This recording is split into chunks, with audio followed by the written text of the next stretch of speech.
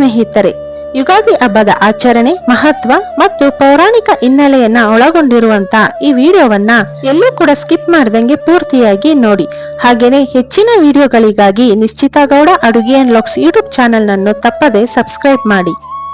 ಯುಗಾದಿಯು ಹಿಂದೂ ಚಂದ್ರಮಾನ ಕ್ಯಾಲೆಂಡರಿನ ಪ್ರಕಾರ ಚೈತ್ರ ಮಾಸದ ಶುದ್ಧ ಪಾಡ್ಯಮಿ ಎಂದು ಆಚರಿಸಲಾಗುವ ಹೊಸ ವರ್ಷದ ಹಬ್ಬವಾಗಿದೆ. ಇದು ಕರ್ನಾಟಕ, ತೆಲಂಗಾಣ ಮತ್ತು ಆಂಧ್ರ ಪ್ರದೇಶದಲ್ಲಿ ಸಡಗರ ಸಂಭ್ರಮದಿಂದ ಆಚರಿಸಲ್ಪಡುವ ಪ್ರಮುಖ ಹಬ್ಬವಾಗಿದೆ. ಈ ದಿನ ಬೇವಿನ ಎಲೆ ಮತ್ತು ಬೆಲ್ಲವನ್ನು ಒಟ್ಟಿಗೆ ಸೇರಿಸಿ ಸವಿಯುವುದರ ಮೂಲಕ ಜೀವನದಲ್ಲಿ ಸುಖ ಮತ್ತು ದುಃಖಗಳನ್ನು ಸಮಾನವಾಗಿ ಸ್ವೀಕರಿಸಬೇಕು ಎಂಬ ಸಂದೇಶವನ್ನ ಸಾರಲಾಗುತ್ತದೆ. ಯುಗಾದಿ ಹಬ್ಬವನ್ನು ಆಚರಿಸಲು ಮುಖ್ಯವಾಗಿ ಬ್ರಹ್ಮದೇವನು ಇದೇ ದಿನವೇ ಸೃಷ್ಟಿಯ ಕಾರ್ಯವನ್ನು ಆರಂಭಿಸಿದನು ಎಂಬ ಪೌರಾಣಿಕ ಹಿನ್ನೆಲೆ ಇದೆ. ಯುಗ ಎಂದರೆ ಕಾಲ ಅಥವಾ ಅವಧಿ ಮತ್ತು ಆದಿ ಎಂದರೆ ಆರಂಭ, ಅಂದರೆ ಹೊಸ ಯುಗದ ಆರಂಭ ಎಂದು ಅರ್ಥ. ಹಿಂದೂ ಪುರಾಣಗಳ ಪ್ರಕಾರ ಬ್ರಹ್ಮದೇವನು ಚೈತ್ರ ಮಾಸದ ಶುಕ್ಲ ಪಕ್ಷದ ಪಾಡ್ಯಮಿ ಎಂದು ಈ ಬ್ರಹ್ಮಾಂಡ ಸೃಷ್ಟಿಯ ಕಾರ್ಯವನ್ನು ಪ್ರಾರಂಭಿಸಿದನು. ಈ ಕಾರಣದಿಂದ ಯುಗಾದಿಯನ್ನು ಸೃಷ್ಟಿಯ ಮೊದಲ ದಿನವೆಂದು ಪರಿಗಣಿಸಲಾಗುತ್ತದೆ. ಬ್ರಹ್ಮನು ಸೃಷ್ಟಿಯ ಕಾರ್ಯದ ಜೊತೆಗೆ ಈ ದಿನವೇ ದಿನ, ವಾರ, ಮಾಸ ಮತ್ತು ವರ್ಷಗಳಂತಹ ಕಾಲಗಣನೆಗಳನ್ನು ರೂಪಿಸಿದನು ಎಂದು ನಂಬಲಾಗಿದೆ.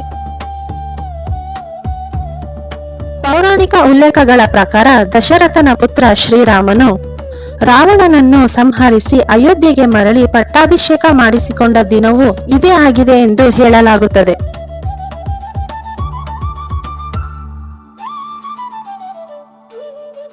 ಐತಿಹಾಸಿಕವಾಗಿ ಶಾಲಿವಾಹನ ಎಂಬ ರಾಜನು ಶತ್ರುಗಳನ್ನು ಸೋಲಿಸಿದ ವಿಜಯದ ಸಂಕೇತವಾಗಿ ಈ ದಿನದಿಂದ ಶಾಲಿವಾಹನ ಶಕೆ ಎಂಬ ಹೊಸ ಕಾಲಗಣನೆ ಆರಂಭವಾಯಿತು.